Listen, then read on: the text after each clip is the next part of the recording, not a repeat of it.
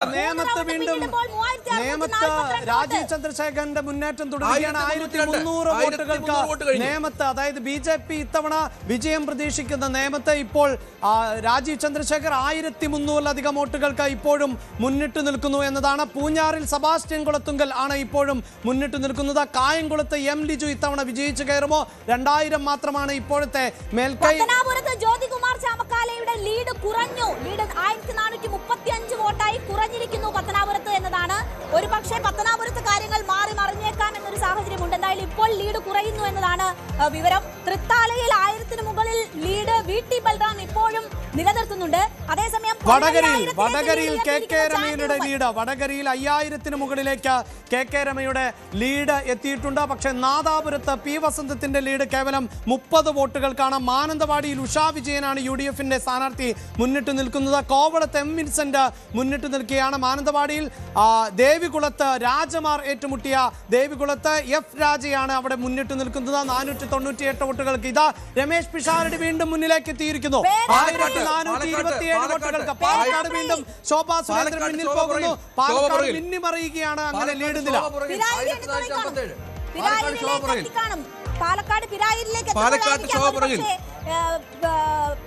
നാദാപുരത്ത് P. വസന്തം മുന്നിൽ 30 വോട്ടുകൾക്ക്. ഫാത്തിമ തെഹലിയ 2 റൗണ്ട് പിന്നിടുമ്പോൾ 3682 വോട്ടിന് മുന്നിലാണ്. അവിടെ ഏതാണ്ട് ജയത്തിലേക്ക് പോകുന്നുണ്ട് എന്നതിന്റെ സൂചനകളാണ് പേരാമ്പ്രയിൽ നിന്ന് വരുന്നത്. പാലക്കാട്ട് രമേശ് പിഷാരടി വീണ്ടും മുന്നിൽ. പാലക്കാട്ടെ ഫലം ഇങ്ങനെ മാറി മറിയുകയാണ്. 1427 വോട്ടുകൾക്കാണ് പാലക്കാട് ഇപ്പോൾ രമേശ് പിഷാരടി മുന്നിലുള്ളത്. ശോഭാ സുരേന്ദ്രൻ പുറകിൽ പോയിരിക്കുന്നു. ഒരു ഘട്ടത്തിൽ ശോഭ മുന്നിലായിരുന്നു. പ്രവീൺ കുമാർ ഏതാണ്ട് 3000 വോട്ടുകൾക്ക് മുന്നിലാണ്. അമ്പലപ്പുഴയിൽ G. സുധാകരൻ വീണ്ടും മുന്നിലെത്തിയിട്ടുണ്ട്. 1500 വോട്ടുകൾക്കാണ് G. സുധാകരൻ ഇപ്പോൾ അമ്പലപ്പുഴയിൽ മുന്നിട്ട് നിൽക്കുന്നത്. 1576 വോട്ടുകൾക്ക് G. സുധാകരൻ. അതേസമയം രമേശ് പിഷാരടി പാലക്കാട് 1427 വോട്ടുകൾക്ക് മുന്നിട്ട് നിൽക്കുന്നു. തൊടുപുഴയിൽ അബു ജോൺ ജോസഫ് വിജയത്തിലേക്ക് 5350 വോട്ടുകൾക്ക് മുന്നിട്ട് നിൽക്കുന്നു.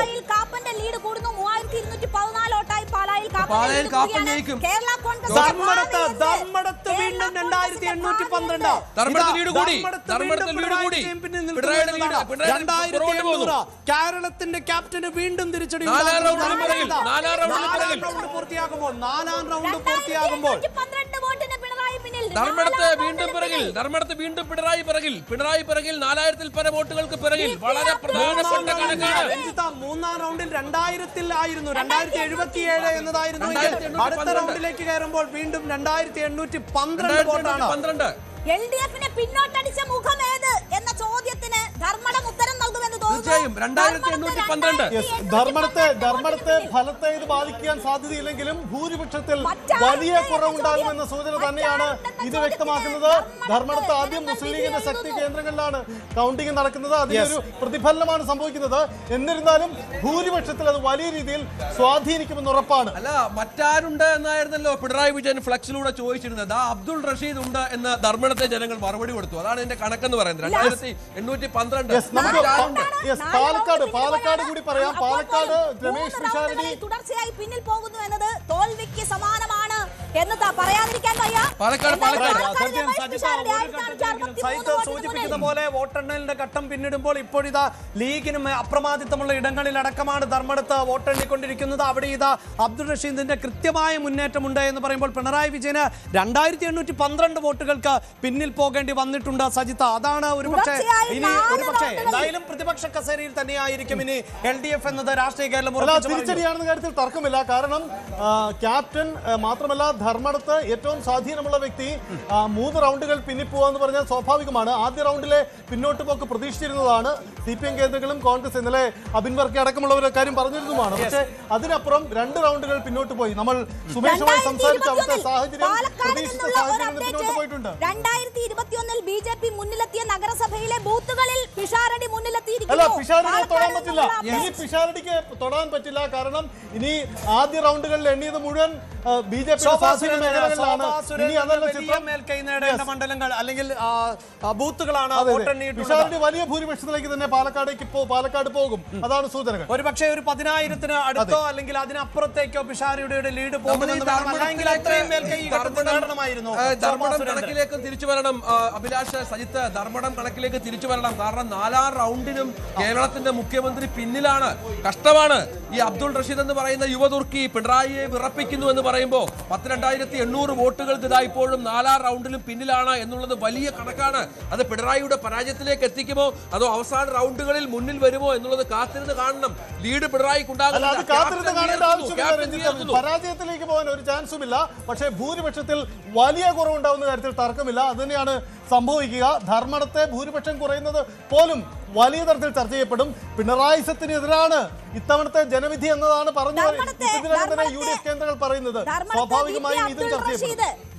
23,527 വോട്ടുകളാണ് ഇതുവരെ നേടിയിട്ടുള്ളത്. പിണറായി വിജയൻ നേടിയിരിക്കുന്നത് 20,715 വോട്ടുകൾ.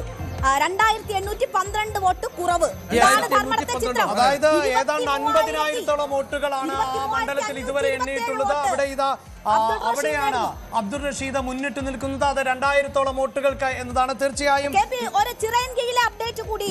ചിറയൻകീഴിൽ 1976 വോട്ടുകൾക്ക് LDF മുന്നിട്ട് നിൽക്കുന്നു എന്ന വാർത്ത വരികയാണ്. ചിറയൻകീഴിൽ രമ്യ ഹരിദാസ്, ഈ കോൺഗ്രസിന്റെ വലിയ വേവിലും തിരിച്ചടി നേരിടാൻ പോകുന്നു രമ്യ ഹരിദാസിന്. പിന്നെയും ദൗർഭാഗ്യം. നെടുമങ്ങാട് GRNൽ കേവലം 1,351 വോട്ടുകൾക്കാണ്. ഹരിപ്പാട് രമേശ് ചെന്നിത്തല 10,000-ലേക്ക് എത്താൻ പോകുന്നു. 9,000-ലധികം വോട്ടിന്റെ മേൽക്കൈയാണ് ഇപ്പോൾ നേടിയിട്ടുള്ളത്. കോൺഗ്രസ് ജോസഫ് വിഭാഗം 7 മുന്നിൽ. 8 അവർ മത്സരിച്ചത്. 8 മത്സരിച്ചതിൽ 7 മുന്നിൽ. കേരള കോൺഗ്രസ് ആര് എന്ന ചോദ്യത്തിന് ഉത്തരം ഒരു പക്ഷേ ജോസഫ് പറയും.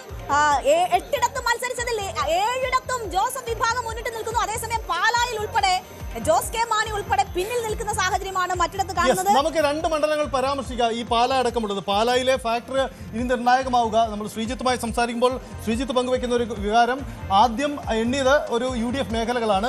ഇനി എണ്ണുന്നത് ഷോൺ ജോർജിന് സ്വാധീനമുള്ള സ്ഥലങ്ങളിലേക്കാണ്. ഇപ്പോൾ ഈ റൗണ്ടുകളിൽ കൗണ്ടിങ് നടന്നു പോകുന്നത്. സ്വാഭാവികമായും അവിടെ ഉണ്ടാകുന്ന ലീഡ്, കാപ്പന്റെ ലീഡിൽ കുറവുണ്ടാകുമോ അതെങ്ങനെയെങ്കിൽ ഇനി അവസാന റൗണ്ടിലേക്ക് വരുമ്പോൾ LDFന്റെ 3 പഞ്ചായത്തുകളാണ്. അപ്പോൾ അത് ഫലത്തെ സ്വാധീനിക്കുമെന്നാണ് പ്രതീക്ഷിക്കുന്നത്. അവിടെ മാണി സി കാപ്പൻ ഇപ്പോഴും കൃത്യമായ ഒരു ലീഡിലേക്ക് പോകുന്നില്ല എന്നതാണല്ലോ എടുത്ത് പറയേണ്ടത്. അതായത് തുച്ഛമായ ലീഡാണ്. അത് രാമപുരം പഞ്ചായത്തിൽ 3000-ൽ പരം വോട്ടിന്റെ ലീഡാണ് അവർ പ്രതീക്ഷിച്ചത്. പക്ഷേ 700-ൽ പരം വോട്ടുകളുടെ ലീഡാണ് രാമപുരം പഞ്ചായത്തിൽ കിട്ടിയത്. അത് സ്വാഭാവികമായി അവർക്ക് ആശങ്ക ഉണ്ടാക്കിയിട്ടുണ്ട്. പക്ഷേ സംഭവം ട്രെൻഡ് പൊതുവിൽ ഒരു UDF ട്രെൻഡുള്ള സാഹചര്യത്തിൽ LDF പഞ്ചായത്തുകൾ പോലും ഒരു പക്ഷേ തിരിച്ചടി ഉണ്ടായേക്കാമെന്ന സാഹചര്യമുണ്ട്. ഏറ്റുമാനൂർ കൂടി പറഞ്ഞു പോകാം. BN വാസവന്റെ വെല്ലുവിളി അത് പ്രതീക്ഷിച്ചതിനും അപ്പുറമാണ്. കാരണം ഇനി എണ്ണാനുള്ളത് ഇടതുപക്ഷ കേന്ദ്രങ്ങളാണ്, തർക്കമില്ല. പക്ഷേ അവിടെ ഇപ്പോൾ നേടിയ 9,000-ൽ പരം വോട്ടുകളുടെ ഭൂരിപക്ഷം UDFനുണ്ട്. അതിനെ മറികടക്കാൻ കഴിയുമെന്ന് വെല്ലുവിളി. മാത്രമല്ല ഈ ഇടതു കോട്ട എന്ന് വിശേഷിപ്പിക്കാവുന്ന കോട്ടയത്തെ ഏക മണ്ഡലമാണത്. അത് BN വാസവനിലൂടെ മാത്രമാണ് അവർക്ക് ചോദിക്കാൻ ഏറ്റുമാനൂരും വായിക്കും. കൈവിട്ടു പോകുന്നു. സ്ഥാനാർത്ഥി നിർണയത്തിന്റെ സമയത്ത് ഏറ്റവും കൂടുതൽ UDFന് ബുദ്ധിമുട്ടുണ്ടാക്കിയ, കോൺഗ്രസിന് ബുദ്ധിമുട്ടുണ്ടാക്കിയ സീനിയർ നേതാവാണ് K. സുധാകരൻ. സുധാകരന്റെ പ്രതികരണം ഒരുപക്ഷെ ഉടൻ ഉണ്ടാകുമെന്ന് പ്രതീക്ഷിക്കുകയാണ് അദ്ദേഹം. അണികൾ വലിയ ആവേശത്തോടെയാണ് സുധാകരനെ വരവേൽക്കുന്നത്. മുദ്രാവാക്യങ്ങൾ മുഴക്കി ഇതാ അണികൾ വലിയ ആഘോഷം പങ്കുവെക്കുന്നു. 10 വർഷമായി കോൺഗ്രസ് കാത്തിരിക്കുന്ന ഒരു നിമിഷമാണിത് എന്ന് പറയാം. 10 വർഷം പ്രതിപക്ഷത്തിരുന്ന കോൺഗ്രസിന് ആഘോഷിക്കാനുള്ള വകയുണ്ട്. അതും കേരളം തൂത്തുവാരുന്നു എന്നതാണ് കാഴ്ചയാണ് നമ്മൾ കാണുന്നത്. അനുയായികൾക്കൊപ്പം ഇന്ദിരാഭവനിലേക്ക് ഈ വിജയം ആഘോഷിക്കാൻ K. സുധാകരൻ എത്തുന്ന കാഴ്ചയാണ് കാണുന്നത്. K. സുധാകരനെ അനുയായികൾക്കൊപ്പം എത്തുന്നു എന്നതാണ് നമ്മൾ ഇന്ദിരാഭവനിലേക്ക് എത്തുന്ന കാഴ്ചയാണ്. ഇന്ദിരാഭവനിൽ ഇന്നലെ തന്നെ പന്തൽ ഇട്ടിരുന്നു. ഇതാ ആഘോഷത്തിലാണ്. ഇന്നലെ ഈ പന്തലിട്ടപ്പം കോൺഗ്രസ് നേതാക്കളോട് ചോദിച്ചു അവർ പറഞ്ഞൊരു കാര്യം വെയിലിനെ നേരിടാനെന്നതാണ്. പക്ഷേ അവർ മുന്നിൽ കണ്ടിരുന്നു. അത് തന്നെയാണ് സംഭവിച്ചത്. ഒരു മണ്ഡലത്തിൽ മാത്രമാണ്, അത് നേമത്ത് മാത്രമാണ്. രാജീവ് ചന്ദ്രശേഖറാണ് ലീഡ് ചെയ്യുന്നത്. 1207 വോട്ടിന് 2 റൗണ്ട് മാത്രമേ അവിടെ പിന്നിട്ടിട്ടുള്ളൂ. നേമത്ത് സംഭവിക്കാൻ സാധ്യത. ഇപ്പോൾ പൂജപ്പുര അടക്കമുള്ള ഇടങ്ങളാണ് ആദ്യം കൗണ്ട് ചെയ്തു പോയത്. മുസ്ലിം ന്യൂനപക്ഷ മേഖലകൾ, കമലേശ്വരം പോലെയുള്ള ഭാഗങ്ങൾ ഏറ്റവും അവസാന റൗണ്ടിലേക്കാണ് വരുന്നത്. അപ്പോൾ ഒരു കാര്യം ഉറപ്പിക്കാം, നേമത്തെ സസ്പെൻസ് തീരണമെങ്കിൽ അവസാന റൗണ്ടിലാണ് അതാണ് സംഭവിക്കുന്നത്. അത് മാത്രമല്ല ഈ ഘട്ടത്തിൽ കുറച്ചുകൂടി ഒരു മേൽക്കൈ നേടിയിരുന്നു രാജീവ് ചന്ദ്രശേഖരെങ്കിൽ അത് ഉറപ്പിക്കാമായിരുന്നു. ഒപ്പം നമ്മൾ ഇതാ നോക്കൂ, ആ ടാലി നേരത്തെ 5 വരെ എത്തി നിന്നിരുന്ന NDA എന്ന ടാലി ഇപ്പോൾ 1-ലേക്ക് താഴ്ന്നിരിക്കുന്നു.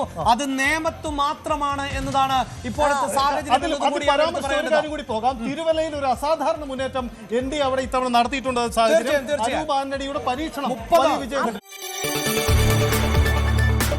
കൂടുതൽ വാർത്തകൾക്ക് News 18 Keralam YouTube channel subscribe ചെയ്യുക.